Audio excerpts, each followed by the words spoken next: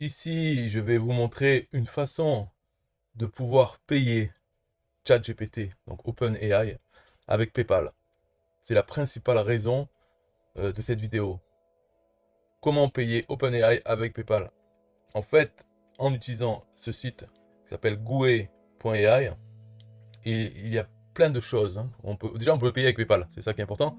Et ensuite, il peut faire plein de choses de plus que OpenAI, mais aussi, il permet d'utiliser OpenAI avec ça. Donc c'est pas mal finalement déjà.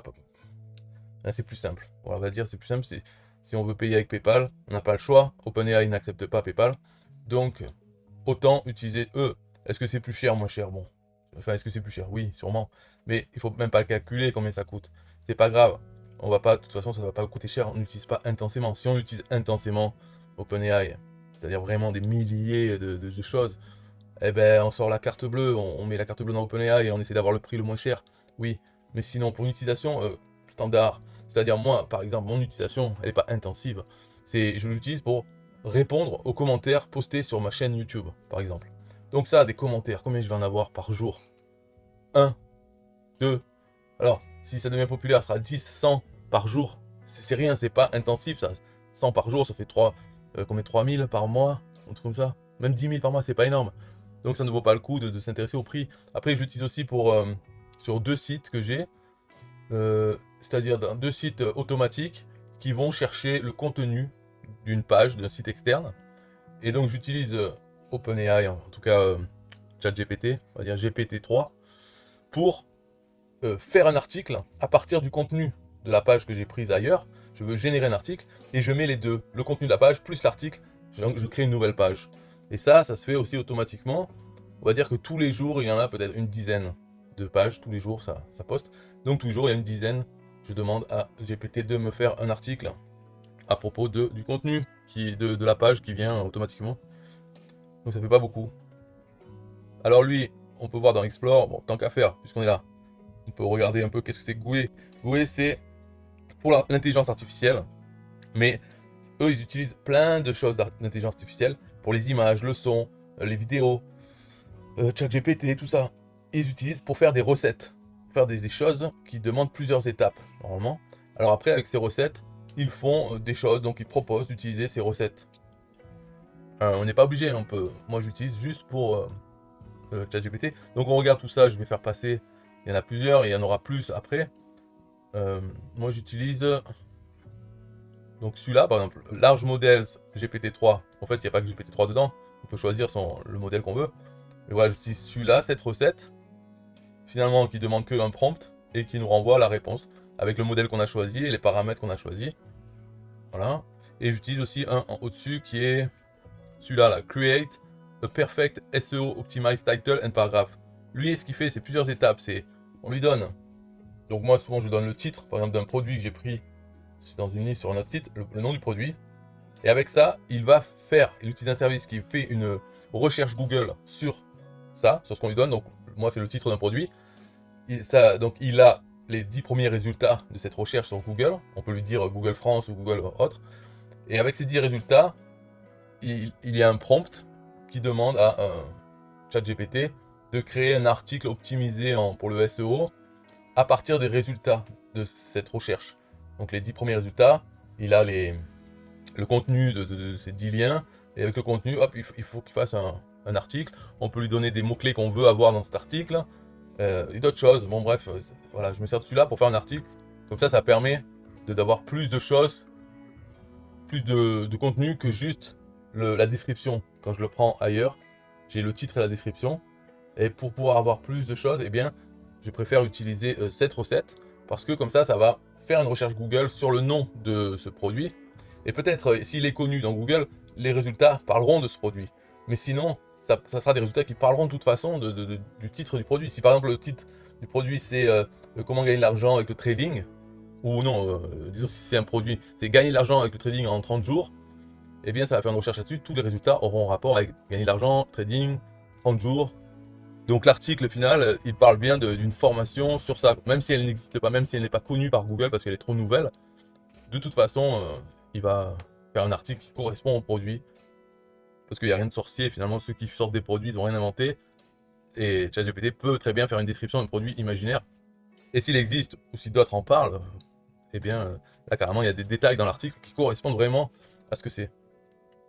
Donc dans les autres choses que j'utilise pas spécialement, en tout cas de façon automatique, hein, parce que tout ça on peut l'utiliser de façon automatique avec une API, ou bien manuellement on peut le faire. Là par exemple j'avais utilisé celui-là, c'est AI Art QR Code. C'est pour faire des QR codes, mélanger les QR codes et les images générées par l'intelligence artificielle. Donc on lui donne l'URL qu'on veut pour ce QR code et un prompt pour créer une image. Et après il va faire une image, mais que cette image, si elle est scannée avec un téléphone avec un lecteur de QR code, ça lise le QR code. Et ça envoie vers le site qu'on veut. Voilà, pour ça, il y a plein de paramètres, on peut décider. Et ça nous fait un QR code qui est scannable, mais si on regarde vraiment l'image, c'est l'image qu'on a demandé. Là, par exemple, ils ont mis, bon, je sais pas si ça se voit sur la vidéo, mais quand on met en grand, on le voit, c'est un astronaute qui marche dans une rue. Bah, c'est ça, quoi. C'est ce qui est marqué là. Un astronaute dans une combinaison spatiale qui marche dans les rues de Mumbai. Golden Light on the Astronaut. Voilà. Là, c'est pour faire des vidéos. Donc, on peut faire ça à la main ou avec l'API. Par exemple, alors, je vais montrer un exemple pour faire avec l'API. Par exemple, celui-là. On va sur la recette. On peut l'utiliser pour voir, pour tester, voir ce que ça donne. Ou bien, on a ici l'API. Et on peut demander, par exemple, en curl. Donc, on a Node.js, Python et curl. C'est plus simple. C'est juste ça, comme ça on doit appeler celle-là, donc cette adresse, ce endpoint, et on doit lui donner dans le header deux trucs, et dans les données on met du JSON qui fait ça. Donc une fois qu'on a compris comment on appelle l'API, alors bien sûr il y a une clé de l'API qu'il faut générer, et ensuite on l'utilise. Donc on peut l'utiliser avec Zapier, avec PabliConnect, on peut l'utiliser en PHP ou en JavaScript, mais bon, après en JavaScript là on dévoilera notre clé, mais donc voilà, on peut l'utiliser partout, et ça nous retourne la réponse. Le problème de ça, c'est que la réponse, ça peut prendre plusieurs secondes.